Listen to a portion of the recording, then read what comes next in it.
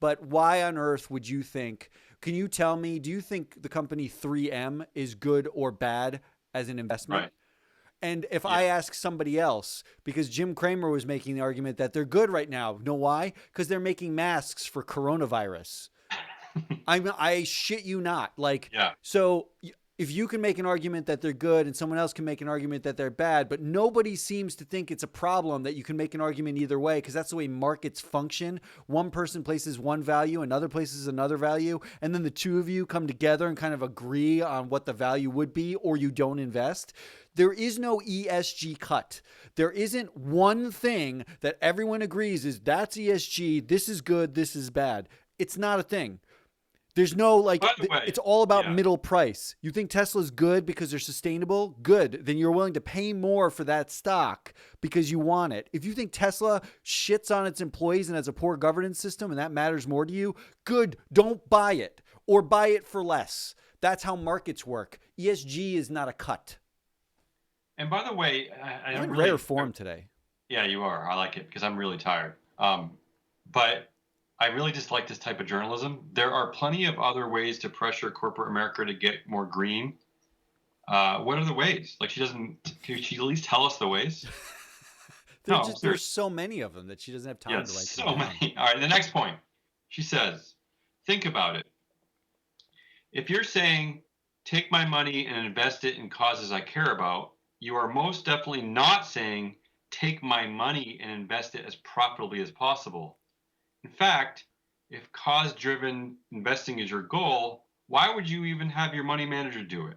Are they really the best trained to figure out whether, say, Pepsi should be one of your investments? Sounds like a job better suited for a think tank to me. Well, guess what? 3,000 years ago, it was like priests and shamans saying Pepsi is a good investment. So I'm glad that we're writing out op-eds using a method of investing from 3,000 years ago. I mean, literally the Talmud has parts of it talking about like real estate that you can and should invest in or shouldn't invest in. But am I wrong here? Money managers have to make a decision one way or another anyway, right? I mean, that's what you pay them to do. Yeah, right. So why Not to mention the fact that if you think you're an investor without a cause, if you think profitability isn't a cause, yeah, exactly, you're fundamentally missing the point of humanity. Very reason why the Business Roundtable came out with its stakeholder nonsense, because they're trying to say that cause alone is hurting us. But I mean, we forget that. Like you're operating under like the assumption. You're operating not the assumption, the belief that earnings is the thing that matters. How is that any more or any less an ideology than earnings aren't the only thing that matters? So you've separated the world into these cause-based investors who should just go find a think tank to do their work for them. And then, the meaty earnings-based, profitability investors, which is the point of economics. The undertone of that question is, if you aren't in the markets for profitability, get out of the markets and have someone else do it. Ask your imam or ask your mom. Ask somebody else.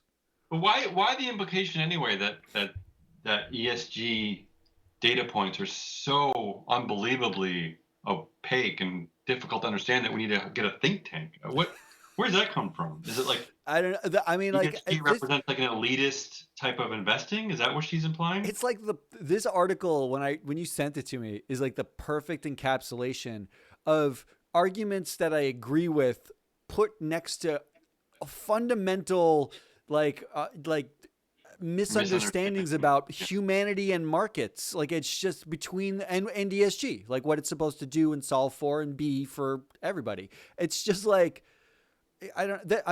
okay, you could just rewrite that sentence as, you're either looking at earnings, like profitability is basically one number. It's earnings, right? You're either looking at earnings or you're looking at all data to make your decisions. And if you're looking at all data, go to a think tank. If you're looking at earnings, then you belong in the market, like, or your money manager can do it. So we've narrowly construed our money manager's ability to look at one number and tell us it went up or it went down. This is Yeah. good or this is bad. Instead of empowering the money manager to say, let me look at all the data and actually project forward what we think a company will look like in the future in the context it will operate. It does. I know she doesn't speak for CNBC, but it does make CNBC seem very simple. No, it's just clickbait. It's fine, but I'm baited. I am a Moreover, snowflake right now. how much are you paying in fees for your money manager to pick climate or ESG approved companies for you, and how do you know whether that's too much or not? Yeah, that That's she's right on. fear mongering. But that she's right on. Like Yeah. ESG fees are higher. And they're higher for a reason, right? It costs more to actually get the data because the data is hard to like go get. It's hard. Yeah. But It's hard people are willing it's to not pay a hard to get for premium. one company. It's hard to get for an aggregate of companies. Right, exactly. But are willing to pay a premium if you put the ESG moniker on it, and that she's not wrong. That I agree Why with are you her. worried about it? I mean, we talked about here, if you wanted to get data, I wanted to get data on the Business Roundtable board. The Business Roundtable board is like 10 or 11 companies, right? We're not talking about a lot of companies. But to get data on them, I had to go out and hand collect it company by company. Yeah, you do yeah. not have access to data that anyone else in the market has. And that's not sophisticated data. That is just earnings and cash and like dividends paid. It's whatever's in their actual filings. That's just filed data. If you want like data to make better investment decisions on, you have to be a money manager. You can't afford it otherwise. So she's kind of right. Like this data is not democratic. And the stakeholder conversation, it's not an open source. We talked about it. It's not open source. That's its fundamental flaw. If it's not open source, it's not accessible to the stakeholders you're talking about. She's not wrong. She's saying that like, look, your money manager can charge you whatever the hell they want because you don't have access to it and you don't know how to hold them accountable to it. She's not wrong. I actually agree with her. The part that bugs me here is just making a distinction between what the money manager is already doing and ESG data. Like, why are they so different? Well, that's a different, yeah, that's a good question. It's not, in a lot of ways, but I mean, I think her point is they can upcharge you because they put ESG on it, even if it's not really different. Yeah, but if your money that's manager, not her point because she's separating the two. But if your money manager comes to you and says, "Hey, you know what? I just gained access to 2,000 more data points, and I'm going to put more effort into evaluating these companies from different perspectives." Is that not a value add? I mean, I don't understand. I guess I just don't understand her aim. Jeez Louise. Are you moving me forward? No. I just had like 5 things. Just my. All right, I'm gonna move forward. Here's our next point. If I were a savvy money manager, I'd jump on the ESG bandwagon so that I could attract the attention of hordes of young and or cause-driven types to give me their money to invest. B, charge them more than I could get away charging for index funds these days. And C, never have to worry about whether my performance actually justified my fees because I know my new investors aren't prioritizing that anyway. There's so much anger and snark in this section. No, I'm serious. Like I just don't get the direction of her anger. I mean, ESG bandwagon, obviously she's making fun of ESG. She hordes of young and or cause-driven types, so she's making fun of like stupid. She just said millennials without saying millennials. Yeah, because how dare they have their own brains? And then she's saying that just charge them whatever you want because we're making it up on it. Like it's like now we're entering snake oil salesman category. Like this is just I just don't get that. It's like intellectually like dull arguments. No, she's positioning ESG as a fad. That's all, and she's positioning it as like TikTok for investing. But what about having 2,000? And I'm guessing here. I don't even know how many data points we're talking about here. But why is this suddenly adding 1,000 more data points about in the process of how we evaluate public corporations? How is that a fad? And that's the part I'm with you, man. I don't. I started my work in this area at the corporate library here in Portland, Maine. We were corporate governance experts, leaders in our field.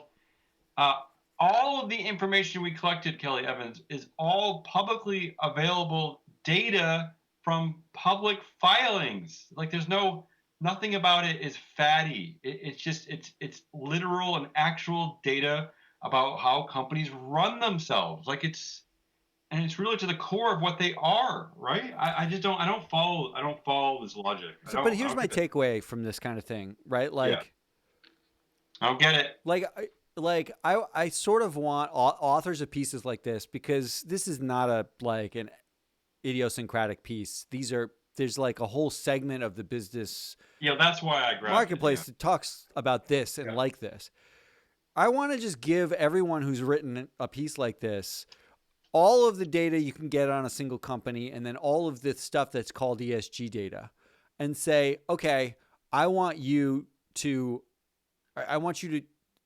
make a decision, make an investment decision about this company, and watch them actively try to ignore the ESG data. Yeah, it's true. And then find themselves sort of like, oh, well, that kind of is interesting. Oh, well, what about, I didn't really think of that angle. Right. Oh, that's all it is. Yeah.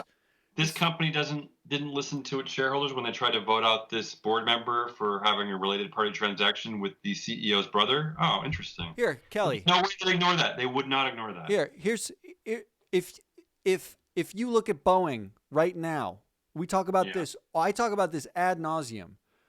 Would you rehire that board?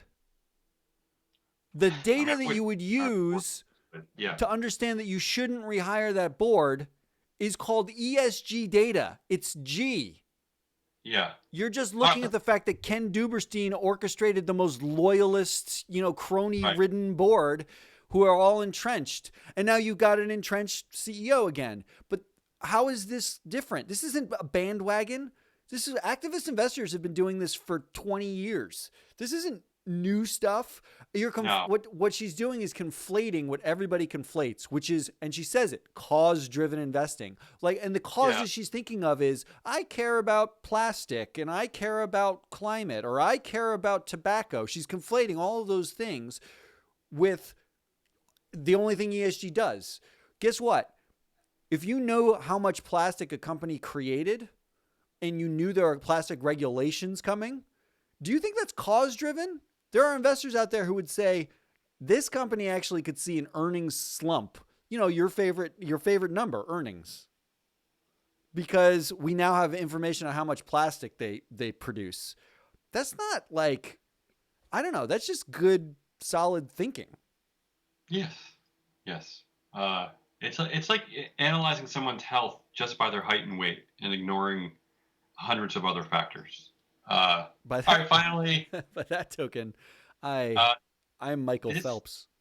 This is the last point. This isn't even getting into the contradictory issues that the ESG moniker raises. For instance, which of the letters is most important? What if a company has great governance but isn't environmental enough, or vice versa? Are they in or are they out? Who is making those calls? I mean, this is the only part of it that I definitely agree with this part. This is where it gets tricky. This is where we think the acronym kind of sucks, because it does set up this artificial premise that these things are always working together. I think it's misleading in that way, and I think this is why we want to change this acronym and have a new way of describing what this data is, because they're not right. They're not in competition with each other, right? Right. There's the sort of. I mean, but look, you can reframe that as, the acronym hurts ESG because of this argument, because this argument exists. Yeah, and again, I do agree with her in this argument, because it's challenging. I also think that it passes. I mean, it's sort of a dumb pass the buck. Which am I supposed to care more about? Do you need me to tell you what you care more about? You're an investor. Make a fucking decision. anger and snark. Don't wait for somebody to tell you what you should care about. If you've done that, then you are so functionally fixated on one way of thinking that you don't deserve. A fool and his money is soon parted. If you can only think about one thing and you can only do what people tell you to do, you can't come to a conclusion that, guess what? The governance at Tesla will not allow them to achieve their environmental goals. The benefit will be offset by their poor governance. If you can't come to that conclusion yourself, or you can say any governance failure we can work on over time, but the environmental benefits put them in a position to be the beta of the future. You can make that decision. That's what happens. That's what a portfolio manager does. You get paid hundreds of thousands, if not millions of dollars per year to make those decisions. And you're going to say, which one should I care more about? That is just absurd. Well, I think her point is that she doesn't think caring has anything to do with investing. It's just absurd. It doesn't make any sense to me. And every person can invest based on the criteria that they believe matters most. That's what that's what makes the market supposed to be useful. That's what that price you see, the stock price, reflects what everybody cares about.